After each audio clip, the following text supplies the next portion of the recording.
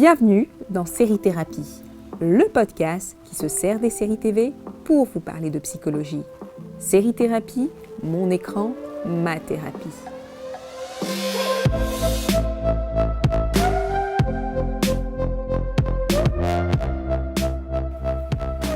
Un tueur en série kidnappe et séquestre un psychiatre pour l'aider à ralentir ses pulsions meurtrières.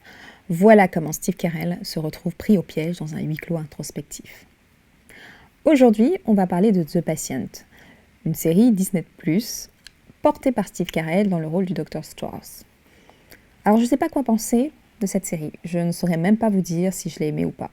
Vous savez, c'est le genre de série où vous êtes captivé par le synopsis et puis au bout de 3 épisodes, vous dites « Ok, ouais, bof ». Mais vous avez envie de connaître la fin, alors vous poursuivez. Mais rassurez-vous, l'attente n'est pas très longue, puisque ça reste une mini-série de 10 épisodes avec une durée moyenne de 35 minutes. Et avec une ligne directrice, un psychiatre en captivité qui analyse son patient, un tueur en série. On a le droit à plusieurs thématiques, notamment l'impact des relations filiales dans la construction d'un individu.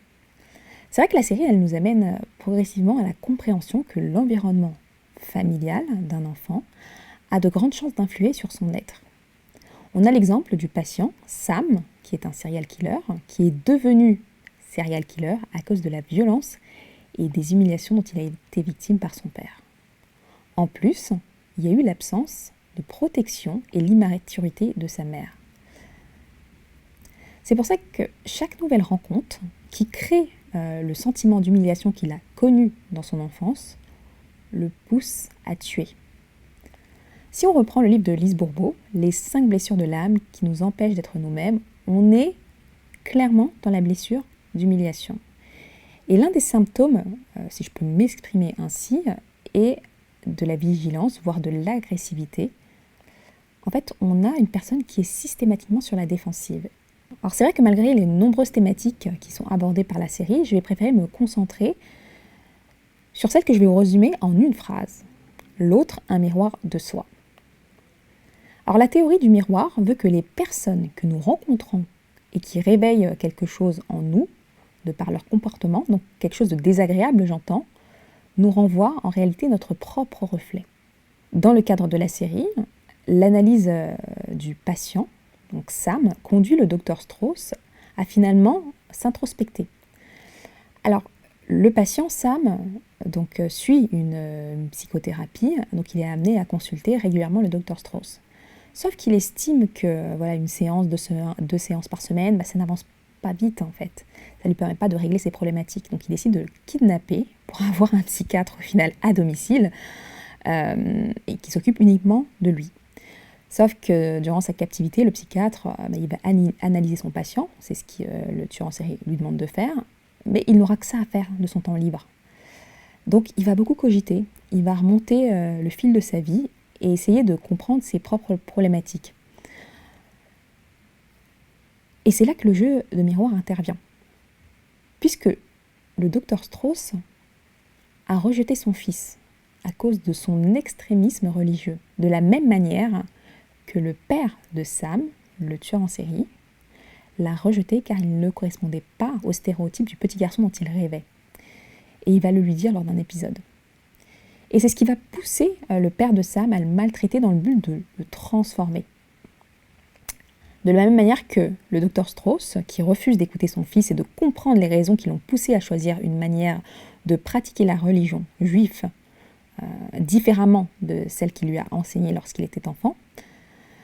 Dans les 2 cas, on a des pères qui ont ressenti, à travers la différence de leur enfant, la peur de perdre leur identité ou voire une tradition familiale. Et il est important de préciser que dans les 2 cas, dans les 2 schémas, la figure maternelle est absente. Pour le cas de la famille du Dr Strauss, la mère est morte. Et dans le cas du patient, comme je l'ai dit un petit peu plus tôt, la mère est émotionnellement instable et immature pour jouer pleinement son rôle. Alors l'autre, un miroir de soi, c'est en réalité comprendre l'autre, c'est aussi se comprendre soi. Le Dr Strauss, quand Sam le kidnappe, il essaye au début d'avoir de la compassion, de rester dans son rôle de médecin et d'avoir de la compassion, mais au final, il finit par avoir du dégoût pour lui. Mais il va se rendre compte que Sam, en fait, c'est que le fruit de ce qu'il a vécu, de son environnement familial. Parce qu'il va rencontrer, durant sa captivité, la mère de Sam. Il va encourager Sam à aller rencontrer son père, et Sam va lui rapporter comment s'est passée la discussion avec son père. Et il va se rendre compte qu'en fait, Sam, c'est pas juste un tueur en série. C'est quelqu'un, en fait, qui est devenu ce qu'il est à cause de son environnement familial et de la manière dont il a été traité, à cause de sa différence. Et parallèlement, il va comprendre que ce que les parents de Sam lui ont fait subir, lui a fait subir la même chose à son fils. Il l'a rejeté. Voilà. Donc Sam a la blessure d'humiliation, mais aussi d'une certaine façon la blessure du rejet. Si on se réfère au livre de Lise Bourbeau, Les 5 blessures de l'âme qui nous empêchent d'être nous-mêmes. À partir du moment où chacun des deux protagonistes va comprendre que le changement passe par l'acceptation de ce qu'on a fait. Le docteur Strauss, sa méthode, ça va être de laisser une lettre pour son fils, pour lui expliquer à quel point il est désolé, à quel point il regrette de l'avoir rejeté, et lui demander pardon. Donc il accepte ses torts. Sam a conscience de ses pulsions meurtrières, et finalement, il va décider de les réfréner, mais sérieusement. Et ce qu'il va faire, je vais vous spoiler. Ceux qui ne souhaitent pas être spoilés, coupez le podcast dès maintenant. Donc finalement, ce qu'il va faire, c'est s'enchaîner, s'enfermer lui-même, se mettre en détention lui-même, sans se rendre à la police, pour arrêter de tuer les gens qui créent en lui de cette frustration qui le pousse à tuer. Parce que c'est limite une pulsion qu'il a, en fait. C'est quand il se sent humilié, rejeté par les gens qu'il tue. Voilà. Au final, ça le fait souffrir d'être dans cet état-là. C'est pour ça qu'il vient à cette situation extrême de kidnapper son psychiatre pour comprendre un petit peu comment ça se fait qu'il est comme ça et comment il peut stopper ça. Et comme je le disais tout à l'heure, à partir du moment où les deux acceptent ce qu'ils sont, ils vont chacun prendre des décisions radicales.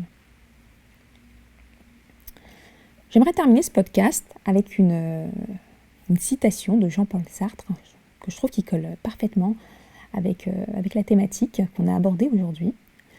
L'important n'est pas ce qu'on fait de nous, mais de ce que nous faisons nous-mêmes de ce qu'on fait de nous. Je vais quand même répéter parce que je sais que c'est pas simple à comprendre. L'important n'est pas ce qu'on fait de nous, mais de ce que nous faisons nous-mêmes de ce qu'on fait de nous. C'est tout pour aujourd'hui les Sérivores. On se retrouve prochainement pour une nouvelle analyse. En attendant, gardez les yeux bien ouverts.